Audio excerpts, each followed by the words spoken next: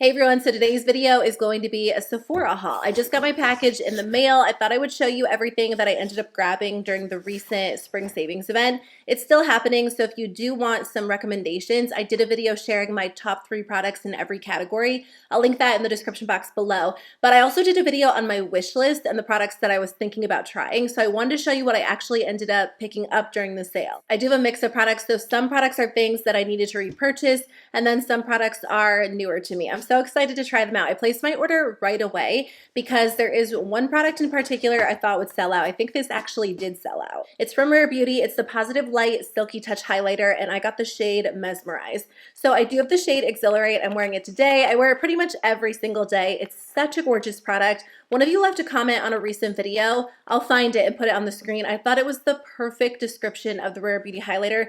Basically that it's, it gives the effect of a liquid highlighter without the effort of a liquid highlighter. Like, it's very easy to use, but it really does look like a liquid highlighter on the skin. It looks amazing. It's the best highlighter I've ever tried. Not to overhype it, but I've worn it every single day since I first purchased it. So I wanted to grab the shade Mesmerize, which is more of like a pinky tone highlighter. I think online they kind of describe it as like a rosy bronze. So I'm hoping it's not too dark for what I typically go for. Actually, now that I'm swatching it, I feel like it will be perfect. It's so beautiful. I was trying to decide if I should go with Exhilarate or Mesmerize when I first purchased the highlighter, but I wasn't sure if this shade would work for me, and I wanted to grab a shade I knew I would wear all the time. So if you like a golden highlighter, Exhilarate really is such a gorgeous color, but if you like a pinky, rosy toned highlighter, I think this could be a really gorgeous option. I want to wear this all over my cheeks. It is such a good formula. So I'm glad I picked this up. I debated whether or not I should grab like the really icy toned one as well,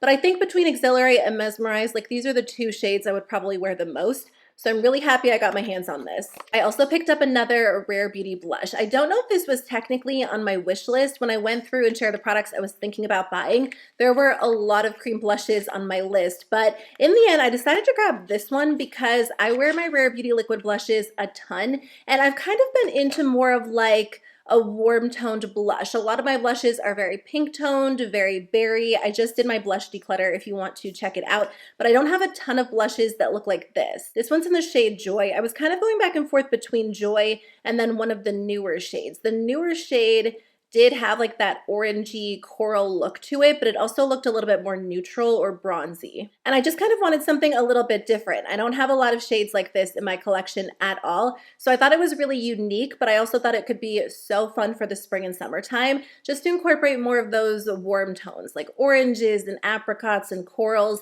And I typically keep my eye makeup very minimal during the summertime and just kind of focus more on like the cheeks or the lips, and I feel like this will be a perfect shade. I also picked up a blush from Makeup by Mario. So I love the Makeup by Mario bronzer stick. I wear that one nonstop. I'm wearing it today. And the blush sticks have been on my list for a little while because I figure since I do like the bronzer formula so much, I probably would end up liking the blush formula because I've heard they're very, very similar. I just couldn't decide which shade to try, so I ended up going with the lightest shade, which is called Pale Petal. Okay, this is a different shade than I thought it was going to be based on the swatches online. I think I thought it might lean a little bit more neutral and even just a little bit softer, but it's pretty bright. That's what the swatch looks like sheared out. I love that it just has a little bit of a glow to it.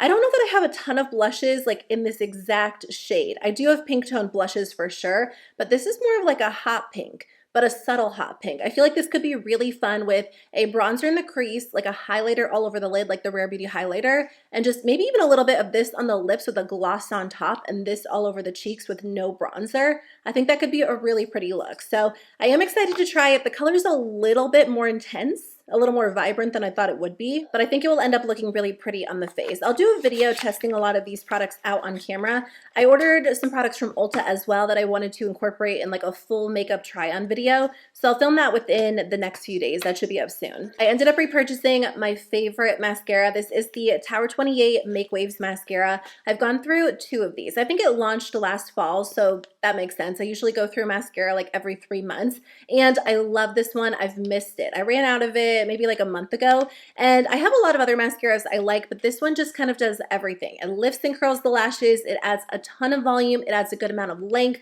and I just think it is such a gorgeous, easy, everyday formula. When I don't want anything over the top, but I do want my lashes to look really, really good. So I'm excited to have this one on hand again. I also repurchased one of my favorite foundations. This was like a rediscovery for me a few months ago. I was going through all of my older foundations and wearing them all again, and I kind of fell back in love with this formula. I know not everyone loves this, especially these days where like glowy makeup is super in style and light coverage makeup, but I still love a good long wearing matte foundation. This is from Fenty. It's the Pro Filt'r Soft Matte Longwear Foundation, and I wear the shade 150. I was actually really pleasantly surprised by this product when I was rotating through my foundations and I started wearing it again, because it is so long wearing. Like, I can put it on in the morning at 7 a.m. and at night when I go to wash my face at like 10 or 11, it's still in place. By the end of the day, it does start to look a little bit heavy, but I mean, that's after like 12 plus hours of wear. And I don't always wear my foundation that long, but I'm just not someone who typically likes to touch up my makeup throughout the day. I don't usually mind like reapplying my lip product, but I don't love to have to go in and like constantly fix my foundation or my blush or my bronzer. So this is nice on days where I just want my makeup to look flawless all day long. Also, if I pair this with more of a glowy base, like I am wearing it today, and I'm wearing the e.l.f. Power Grip Primer with niacinamide, the pink toned one, I do think it makes the foundation look a little bit more natural, and you don't have to use quite as much product. Like, I used to wear this on top of a matte base, so I felt like I was applying more because it wasn't spreading as evenly, but I feel like this paired with a glowy base or a really hydrating base does make a difference, and it just feels and looks a little bit better on the skin overall. But I still love it. I know, you know, there are so many other foundation formulas these days that are popular, but this is a tried and true favorite. So I did splurge on a product during this sale. I don't know if this is the most expensive product I picked up. I think it might be. It's a lot for a powder. Like, I would not typically spend this much on a powder, but I've been thinking about this product for a few years at this point because it used to be my favorite back in the day. And then I found other alternatives I like, and I don't know, I've just been thinking about it lately. So I did pick up the Charlotte Tilbury Airbrush Flawless Finish Powder. I got the shade 1 Fair. So like I said, this is an expensive powder, but I will say, I don't think when I liked this in the past, they had the option to repurchase a refill for a little bit of a lower price point, and they do have that option now, which is nice. It's better, you know, for my wallet, better for the environment, obviously, just to be able to repurchase the pan. But I remember this just leaving my skin looking so flawless, and that was years ago, before I was really dealing with any sort of fine lines. I mean, I've always had fine lines under my eyes, but now I'm noticing more fine lines like between my brows and even around my chin a little bit. So I was curious to try this out now that I'm a little bit older, my skin is not quite as smooth, and see if I still feel the same way about it. It feels so lightweight. Like, I always expect Charlotte Tilbury products to feel very substantial because they're so expensive, but it doesn't. But, you know, that doesn't really matter in the end if the product performs. So I'm very curious to try this again. It's been years at this point since I tried it, but it really was my favorite. I remember it leaving my under eyes looking incredibly smooth. It just gave me like a very airbrushed effect. And I know a lot of people enjoy this to this day. I just remember going through it very quickly. But I will say, I don't use quite as much powder these days. I feel like I go through powder much more slowly than I used to in the past, where I would just like layer it on my entire face. I usually just focus powder like in the center, in the T-zone, and then of course to set my under eye concealer. So we'll see about this. I'll try it out on camera again, and I'm excited. I feel like I have very high hopes for it. So hopefully it lives up to the expectation I have in my mind. I also picked up this powder from the brand Ami Colé. I really wanted to try some products from this brand, so I did grab a few, but I figured I would try the powder because I love a good powder. I feel like I've tried so many powders on Sephora's website, and there are so many great options, but this one sounded nice. It's the Skin Melt Loose Powder. It's a talc-free loose setting powder that instantly melts into the skin to set makeup and bring down the shine, but not the glow. And then it also says 0 flashback. Recently, I've been enjoying the Huda Beauty powder. I also like the House Labs powder, but I feel like powder for me is always such an exciting category. I don't know, they always just do something a little bit different. Like, some of them look very smooth, but some are extra mattifying, some are very long lasting. I like the packaging. It has this little snap closure, which is always nice. The Huda Beauty powder does not have that. It has a net, and I don't know, I'm always torn on how I feel about powders with nets. This one has a little net as well. I don't mind if it has a net if it actually closes, because I feel like that just keeps things Very, very neat. So I can't wait to try this out, as well as the other products I picked up from the brand. So when I didn't know anything about this brand and I was just scrolling through Sephora's website, I remember seeing this and just knowing that I wanted to try it out. And then I looked into the brand and I want to try some other things as well. But this is the lip treatment oil. So I got the shade Smitten, which is like a brighter pink. It's a conditioning lip to oil gloss treatment that nourishes and protects the lips. I thought this color would be really fun for spring and summer. I'm pretty sure it is like a very sheer formula based on what I read online, but I always love trying all of the lip oils, lip glosses out there, and this one sounded nice. I feel like I've heard a few people say they've tried this and they've really enjoyed it. They do have some different shades online, so I'm excited to try it out and see what it's like. I'll definitely keep you posted. And then the last thing I picked up from the brand is their Lash-Amplifying Mascara. I was originally planning on grabbing one of their blushes, but I figured because I got some other blushes from other brands, I would try something different. And a few of you said that you actually really like this mascara. It wasn't a super expensive product. I think it was under $20.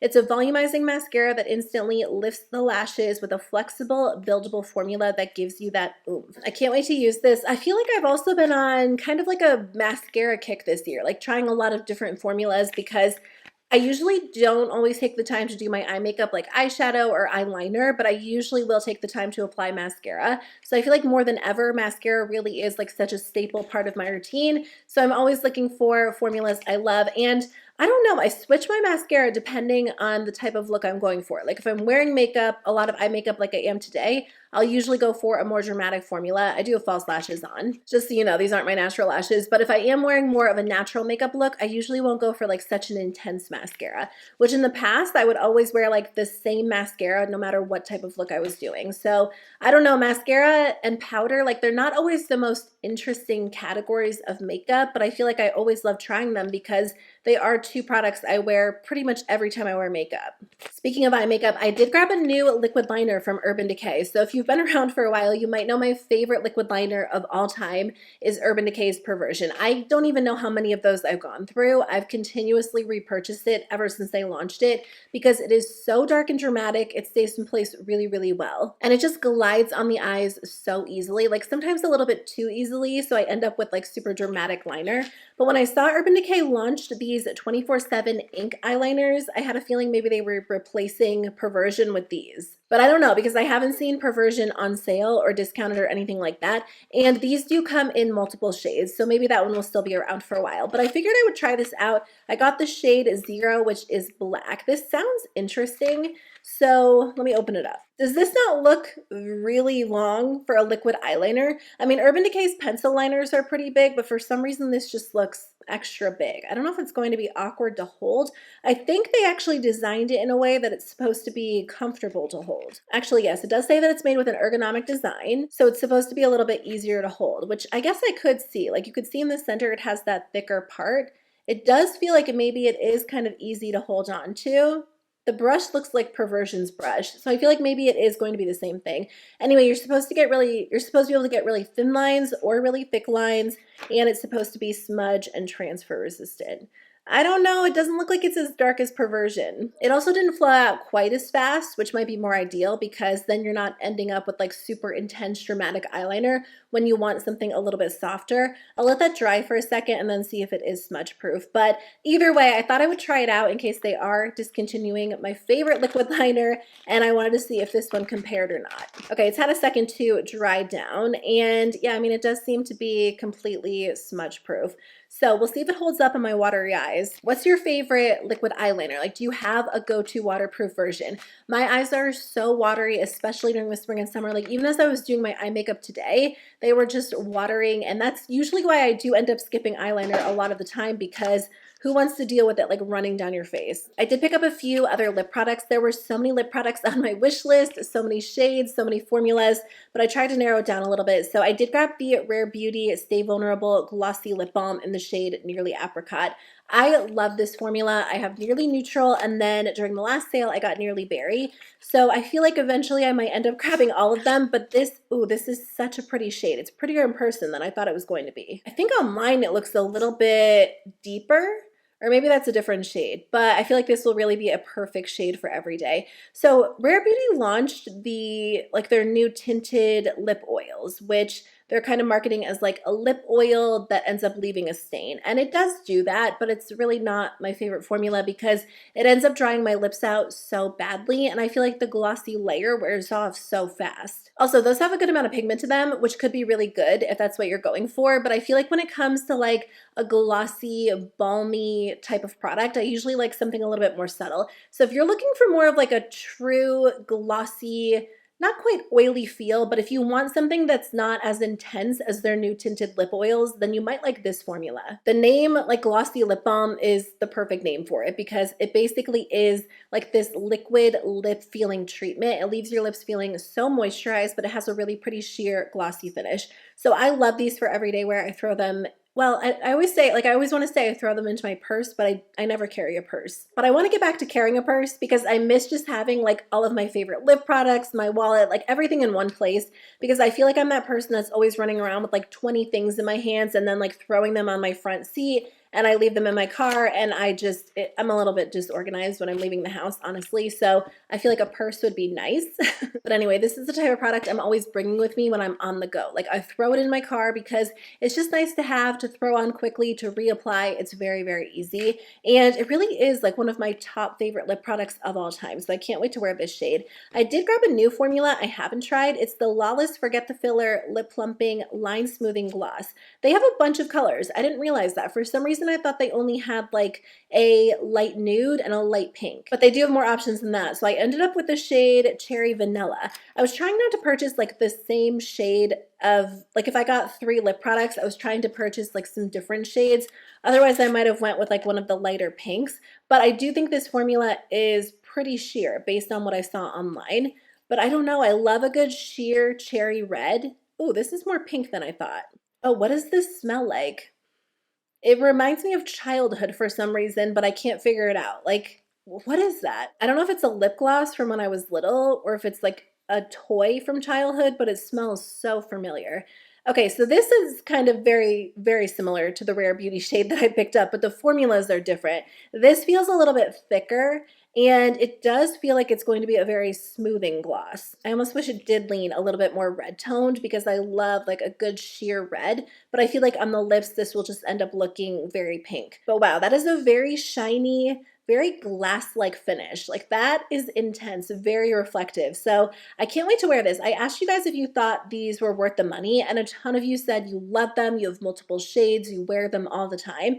It's supposed to be plumping, smoothing, nourishing. It just sounded really, really nice. So I decided to grab it during the sale so I could finally try out the formula. The last makeup product I got is a new cream bronzer. This has been on my wish list for a long time, and I finally decided to grab it this time. It's the Saie Sun Melt Natural Cream Bronzer, and I got the shade Light Bronze. My go-to formula is a cream bronzer these days. I will usually only wear powder bronzer if I'm setting my cream bronzer into place, which I don't always do. Sometimes I'll set it into place with a translucent powder, but I feel like setting it in place with a powder bronzer is nice because it really just extends the wear of whatever I'm wearing underneath. So I usually use the Makeup by Mario one or the Makeup Revolution Ultra Cream Bronzer, but I feel like I've heard such good things about this one, so I really wanted to try it out. I don't know why, but the packaging is just so satisfying to me. It's like a clear pot, but I love that it's bigger.